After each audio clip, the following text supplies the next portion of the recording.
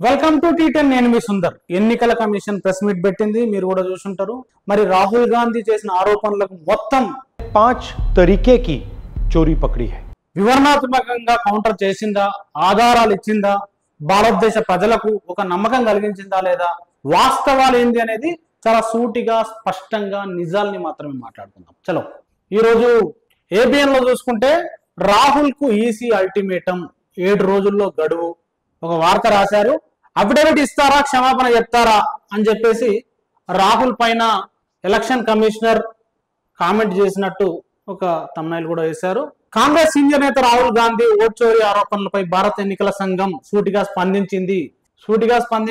7 రోజుల్లోగా అఫిడవిట్ సమర్పించాలని, లేదంటే క్షమాపణ చెప్పాలని ఆయనకు అల్టిమేటం ఇచ్చింది.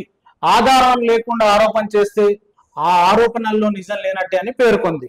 మీ ఆరోపణలపై అఫిడవిట్ సమర్పించాలి, లేదా దేశానికి క్షమాపణ చెప్పాలి, మూడో ఆప్షన్ లేదు. 7 రోజుల్లోగా అఫిడవిట్ మాకు అందకుంటే దాని అర్థం ఆ ఆరోపణలో నిజం లేనట్టే అని ఆయన చెప్పిండు. రాహుల్ గాంధీ చాలా స్పష్టంగా 5 అంశాల్లో ఆరోపణలు ఆధారపూరితంగా దేశానికి మొత్తం చూపిస్తూ ఎలక్షన్ కమిషన్ ఇచ్చిన డాటాతోనే ఆయన ఆరోపణలు చేసిండు. ఆరోపణలు చేసిన సందర్భంలో చాలా క్లియర్ గా డ్యూప్లికేట్ ఓటర్స్ సంబంధించి 11,965 మంది ఉన్నారు అని చెప్పేసి రాహుల్ గాంధీ అన్నాడు. మరి ఎన్నికల కమిషన్ గంటన్నర మాట్లాడింది. దాంట్లో డ్యూప్లికేట్ ఓటర్లకు సంబంధించి నిర్దిష్టంగా ఒక్క కామెంట్ కూడా చేయలేదు. ప్రెస్ మీట్ మొత్తం చూడండి, నిర్దిష్టంగా చేయలేదు. కానీ దీనికి సంబంధించి దాటాబేస్ అందుకు ఒక మాట చెప్పింది. మేము ఓటర్ లిస్ట్ సవరణ చేస్తున్న సందర్భంలో బూత్ స్థాయిలో అధికారులు ఉంటారు, ప్రతి పార్టీకి సంబంధించిన ప్రతినిధి కూడా ఉంటాడు, కాబట్టి ఇట్లా డూప్లికేట్ ఉండే అవకాశం లేదని చెప్పింది. కానీ అందులో ఇన్ని తప్పు ఇన్ని కరెక్ట్ అని రాహుల్ గాంధీ గురించి నిర్దిష్టంగా చెప్పలేదు.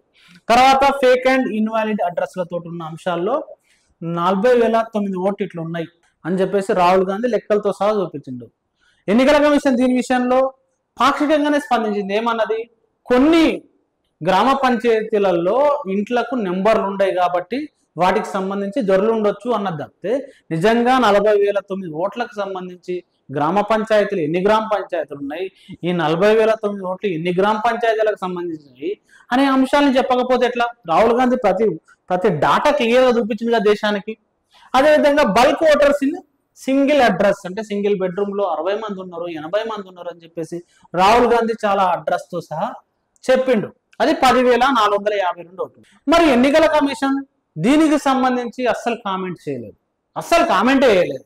అదేవిధంగా ఇన్వాలిడ్ ఫొటోస్, అసలు ఫొటోస్ కనిపించకుండా ఉన్నాయి 4,132 ఓట్లు ఉన్నాయని చెప్పిండు. మరి వీటికి సంబంధించి ఎందుకు ఉన్నాయని కూడా కనీసం ప్రస్తావన కూడా ఎన్నికల కమిషన్ చేయలేదు. మరి మిస్యూజ్ ఆఫ్ ఫామ్ 6 అంటే, ఫామ్ 6 అంటే ఏంటి? ఫామ్ 6 అనేది 18 ఏళ్ల నుంచి 22 ఏళ్ల మధ్య ఉన్న కొత్త వాళ్ళు ఎవరైతే ఉన్నారో, యువత, అది అమ్మాయిలు కావచ్చు, అబ్బాయిలు కావచ్చు, లేదా ట్రాన్స్జెండర్లు కావచ్చు, ఈ దేశంలో కులం, మతం, ప్రాంతం, వర్గం, లింగభేదం లేకుండా ఎవరైనా 18 ఏళ్ళు నిండిన వాళ్ళు కొత్త ఓటర్లకు సంబంధించి చేసుకునే అది ఫామ్ 6. దీంట్లో 70 ఏళ్ళు ఉన్నోళ్ళు, 80 ఏళ్ళు ఉన్నోళ్ళు, 100 ఏళ్లకు పైగా ఉన్న బామ్మకు సంబంధించిన వివరాలు కూడా రాహుల్ గాంధీ చాలా క్లియర్ గా చెప్పిండు. ఎన్నికల కమిషన్ ఏం మాట్లాడలేదు ఫామ్ 6 సంబంధించి. ఫామ్ 6 సంబంధించి దుర్వినియోగం ఎందుకు జరిగింది? నిజంగా 33,692 ఓట్లు అంటే అక్కడ బీజేపీ ఎమ్మెల్యే మహదేవ్పురాకు సంబంధించిన లిస్ట్ కదా ఇదంతా. ఈ మహదేవ్పురాలో బీజేపీ ఎమ్మెల్యే 32,000 ఓట్లతోటి గెలిచిండు. అలాంటప్పుడు ఇక్కడ 1,250 ఓట్లు నకిలీ ఓట్లు, దొంగ ఓట్లు ఉన్నాయి, చోరీకి గురైనాయి. అందులో మిస్యూజ్ ఆఫ్ ఫామ్ 6 ఓట్లే 33,692 ఉన్నాయి. 5 तरीके की चोरी पकड़ी है. डुप्लीकेट वोटर, जिसका मतलब एक वोटर के नाम वोटर लिस्ट में अनेक जगह आ रहे हैं. फेक एड्रेस, मतलब एड्रेस है ही नहीं या फिर house number 0. Bulk voter in single address, मतलब एक छोटे से घर में 40, 50, 60 लोग रह रहे हैं. इनवैलिड फोटोज, छोटी सी फोटो है या फिर फोटो ही नहीं है, और वो जो छोटी फोटो है वो दिखती भी नहीं है, कौन है किसका चेहरा है नहीं पता लग सकता. Misuse of form 6. Form 6 first time voters के लिए होती है, मतलब जिनकी एज 18-20 साल की हो, मगर वोटर लिस्ट में 90 साल के लोग फॉर्म 6 का प्रयोग कर रहे हैं. चुनाव में 6,50,000 वोटर थे, उसमें से 1 लाख चोरी के थे। అని చెప్పేసి నిర్దిష్టంగా క్లియర్గా డాటా లెక్కలతో సహా చెప్పినప్పుడు మరి ఎన్నికల కమిషన్ దానికి ఏమైనా సమాధానం చెప్పిందా?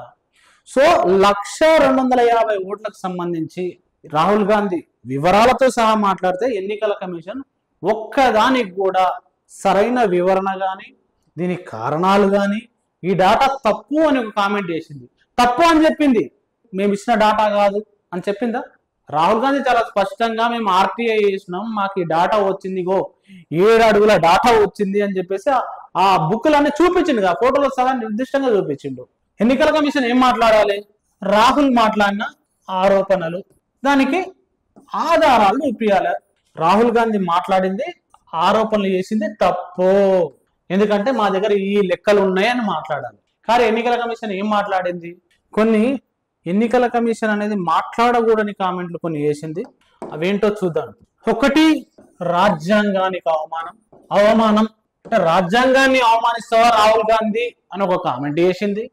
దాంతో పాటు బంగ్లాదేశీయులకు ఇయ్యం కదా ఓట్లు, ఈ కామెంట్ చేసింది. మూడో కామెంట్, సెంటిమెంట్ కామెంట్ ఏం చేసిందంటే ఎలక్షన్ కమిషన్ భుజాల మీద తుపాకీ పెట్టి కాల్చొద్దు. ఎలక్షన్ కమిషన్ భుజాల మీద తుపాకీ పెట్టి ఎవరిని అంటే ప్రభుత్వాన్ని కాల్చొద్దు అని ప్రభుత్వాన్ని డిపెండ్ చేసే పని ఎన్నికల కమిషన్ చెయ్యాలనా? అసలు రాహుల్ గాంధీ చేసిన ఆరోపణలేంది, ఎన్నికల కమిషన్ చేసిన కామెంట్లేంది, ఒక్కదానికైనా సరైన వివరణ ఇచ్చిందా?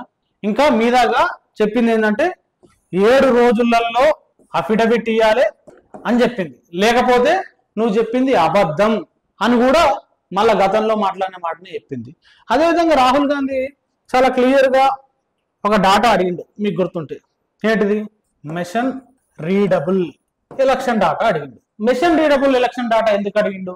ఆయన మేము ఒక్క అసెంబ్లీ నియోజకవర్గాన్ని చాలా మంది టీం పెట్టి असेंबली सीट में हम ये काम कर पाए हैं, क्यों? क्योंकि डिजिटल डेटा नहीं दिया जाता।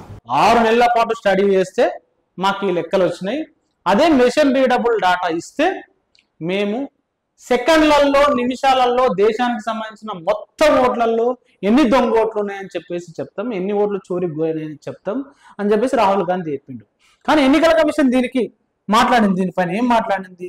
2018లో సుప్రీంకోర్టు ఒక తీర్పు ఇచ్చింది. 2018 కమల్నాథ్ అనే కాంగ్రెస్ ఆయన వివిప్యాట్ల లెక్కింపునకు సంబంధించి ఒక కేసు సుప్రీంకోర్టులు ఇస్తే వివిప్యాట్లను దృష్టిలో పెట్టుకొని సుప్రీంకోర్టు కొన్ని కామెంట్లు చేసింది, డిజిటల్ ప్రైవసీ అనే కామెంట్ చేసింది. దాన్ని ఇప్పుడు దేనికి అది ప్రొఫైలింగ్ చేయడానికి అవకాశం ఉంటుంది కాబట్టి ఇది వ్యక్తిగత గోప్యతకు సంబంధించిన అంశం అని చెప్పేసి ఈ ఎలక్షన్ కమిషన్ దాన్ని దాటేసే ప్రయత్నం చేసింది తప్పితే అది వేరు ఇది వేరు. ముఖ్యంగా అమెరికా, ఆస్ట్రేలియా, ఇది అభివృద్ధి చెందిన దేశాలు, ఈ దేశాల్లో కూడా మిషన్ రీడబుల్ డేటా ఇస్తారు ఎలక్షన్ కమిషన్ సంబంధించి. ముఖ్యంగా దాన్ని కూడా చాలా టెక్నాలజీ పెరిగింది, ఎవరికి ఇచ్చిర్రో వాళ్ళకు మాత్రమే దాన్ని రీడ్ చేసేటట్టు కూడా టెక్నాలజీ ఉంది, దాని సెక్యూరిటీ మెజర్స్ తీసుకోవచ్చు, జనాన్ని మభ్యపెట్టాలి కాబట్టి ఇట్లాంటి వంకలు చెప్పినట్టు కాదా. కాబట్టి మొత్తంగా ఎన్నికల కమిషను ఆయన పెద్ద మనిషి జ్ఞానేష్ కుమార్ గారు దేశానికి మీరు ఏం సందేశం ఇచ్చారు, ఏం సమాధానం చెప్పారు, ఏం నమ్మకం కల్పించారు? ఇంకా మీద ఒక డైలాగ్ కూడా మాట్లాడినాను, ఏమన్నాడంటే దేశ ఎన్నికల వ్యవస్థ పైన నమ్మకం కోల్పోతే అది నష్టం జరుగుతుంది అని చెప్పేసి శుద్ధులు చెప్పడం కాదు కదా, నువ్వు నమ్మకం కలిగించాలి. ఆయన పార్లమెంట్ ప్రతిపక్ష నేత, లెక్కలతో సహా మీరు ఇచ్చిన డాటాతోటే ఆయన దేశం ముందు వివరాలు పెట్టిండు. మరి నువ్వు చేసింది ఏంటి? కప్పగంతలు కుప్పిగంతలు కాదా? ఏ బీజేపీ లీడర్ వాను, బీజేపీని ఏమైనా డిపెండ్ చేయడానికి కనుక ఇది పెట్టినవా? ఇదైతే పద్ధతి కాదు కదా. ఆయన 1,250 ఓట్లకు సంబంధించి ఒక్క ఓటు కూడా కనీసం ఒక్క ఓటు ఎందుకు పోయింది, ఇది పలానా రాహుల్ గాంధీ తప్పు అని చెప్పేసి ఎలక్షన్ కమిషన్ ఈరోజు ప్రెస్ మీట్లో చెప్పలేదు. మరి 1.5 గంట ప్రెస్ మీట్ ఎందుకోసం అంటే గోధి మీడియా ఉంది, వాళ్ళు వీటిని మొత్తం దంచుకుంటా దేశమంతా ఎన్నికల కమిషన్ రాహుల్ గాంధీ కౌంటర్ ఇచ్చింది, అల్టిమేటం జారీ చేసింది, ఇక రాహుల్ గాంధీ పని అయిపోయింది, ఆయనకు దమ్ముంటే దగ్గుంటే రోగం ఉంటే పోయి అఫిడవిట్ ఇవ్వాలి అని చెప్పేసి వాళ్ళు మాట్లాడడానికి ఇది ఉపయోగపడుతుంది. వాళ్ళు ఫస్ట్ డే నుంచి కూడా ఏం మాట్లాడుతున్నారు, దాని మీద ప్రమాణం చేసి అఫిడవిట్ ఇచ్చి సుప్రీంకోర్టులో కనుక ఒక కేసు పడితే ఏమవుతుంది తెలుసు కదా. మనం ధర్మస్థలకు సంబంధించిన అంశంలో ఆ సుప్రీంకోర్టులో కేసు ఉందని చెప్పేసి యూట్యూబ్ ఛానళ్ళను తొలగించారు కదా. దీనిపైన ఆల్రెడీ సుప్రీంకోర్టులో కేసు ఉంది కాబట్టి బయట మాట్లాడొద్దు అని చెప్పేసి ప్రతిపక్షాలని కట్టడి చేయదా? ఒక స్వతంత్రంగా ఉండాల్సిన రాజ్యాంగబద్ధ సంస్థ ఎలక్షన్ కమిషన్ ఇట్లా బీజేపీ పప్పెట్ గా మారడాన్ని ఎట్లా చూడాలి దేశ ప్రజలు? మీరైతే తప్పకుండా కామెంట్ రాయండి. Thank you very much. చూస్తూనే ఉండండి టీటీఆర్.